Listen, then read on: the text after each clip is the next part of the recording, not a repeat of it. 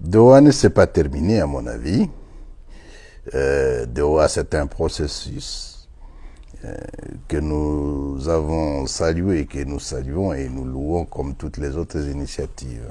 Dans notre organisation, nous sommes de ceux qui continuons à penser. La solution à la crise congolaise n'est pas que militaire, elle est avant tout politique. Mais malheureusement, c'est un processus qui fait aussi face à l'intransigeance de M. Tshisekedi, qui pour lui, le seul langage qu'il peut entendre, ce n'est que la force. Nous savons qu'il se prépare à nous attaquer, il nous attaque d'ailleurs. Nous savons qu'il ne considère pas cette initiative de Doha comme une option. Il suffit de voir la qualité des membres de la délégation qu'il envoie. On continue à faire confiance à la médiation. De notre côté, nous avons montré la bonne foi. La bonne foi se résume au fait que nous nous sommes retirés de nos propres grés de Walikale. La bonne foi, c'est que nous avons libéré 1400 éléments des FARDC qui étaient encore bloqués au niveau de la MONUSCO. Et cette libération s'est faite sans contrepartie. Parce que nous aussi, on a des prisonniers qui ne veulent pas libérer. Mais il s'est fait qu'il y a d'autres qui étaient plutôt disséminés dans la population civile, avec les Wazalendo. Ils sont encore là. Parmi eux, il y a les FDLR. Parmi eux, il y a bien entendu les Wazalendo. Et bien entendu, les FARDC. Il y a 2-3 mois, vous étiez ici. Aujourd'hui, la situation se stabilise davantage. Ce qu'il faut dire du président Kabila, c'est seulement que Goma et l'Est de la République, les Congo libérés aujourd'hui, c'est les Congo libres.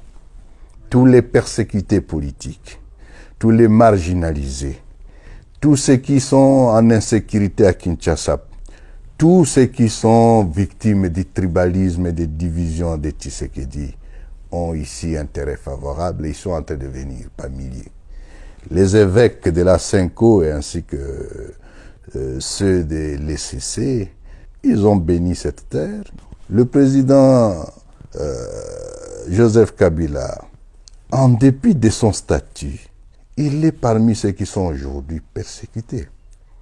Il est donc venu, et il ne nous a pas rejoints, je dis nous l'avons accueilli parce qu'il est venu dans son pays. Je voudrais préciser que Goma, pas Goma seulement, le Kivu, l'Est de la République du Congo, reste congolais. Nous sommes des Congolais et personne ne peut nous enlever ces droits-là. Alors le président Kabila est venu chez lui, il sait qu'il ne peut pas faire à Kinshasa, parce que là on a la machette pour couper la tête des gens, pour arrêter tout le monde, les mettre dans des cachots cachés. Vous savez ce qui se passe aujourd'hui, surtout lorsqu'il s'agit des Baswahili.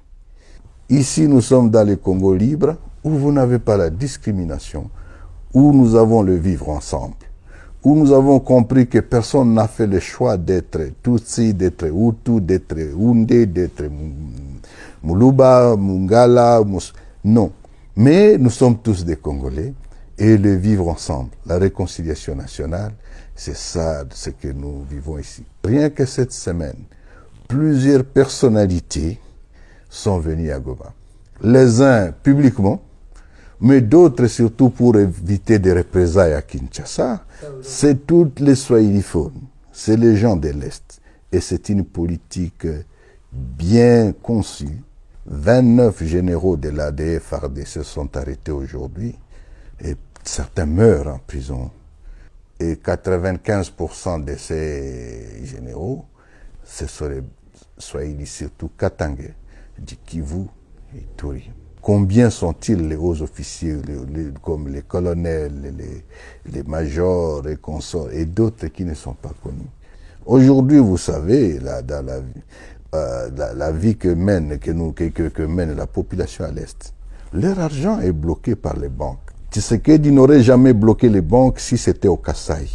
Il le fait parce qu'il veut punir la population de l'Est, les Swahiliphones.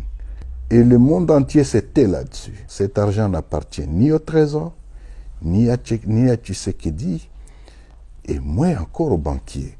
c'est l'argent de la population. Mais on les punit, on veut décimer cette population.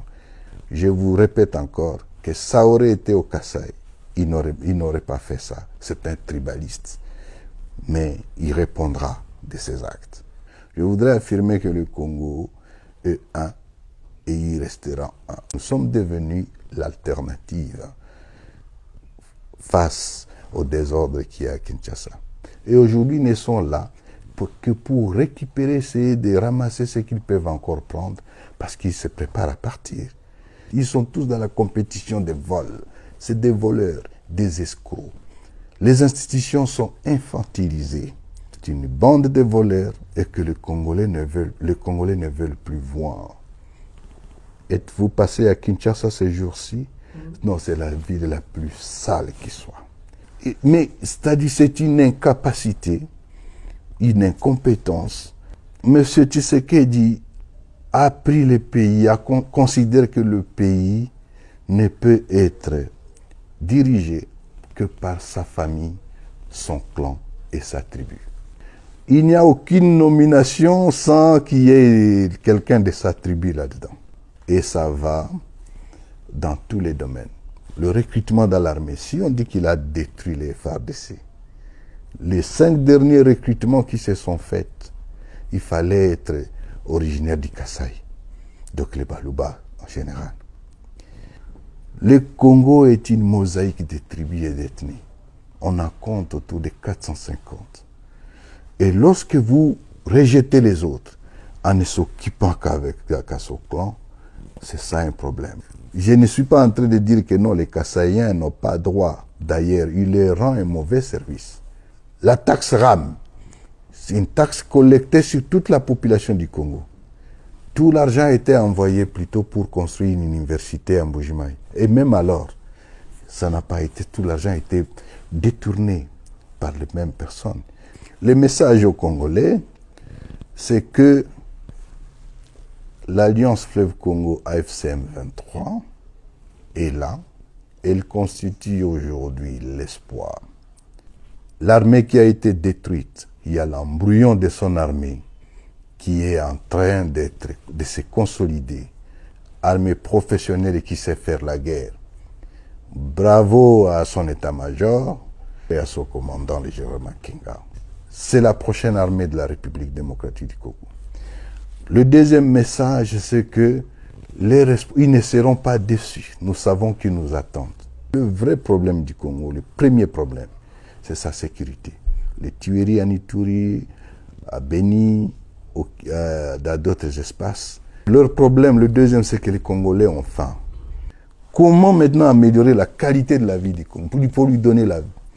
Il faut lui donner ce qu'on appelle d'abord sa dignité.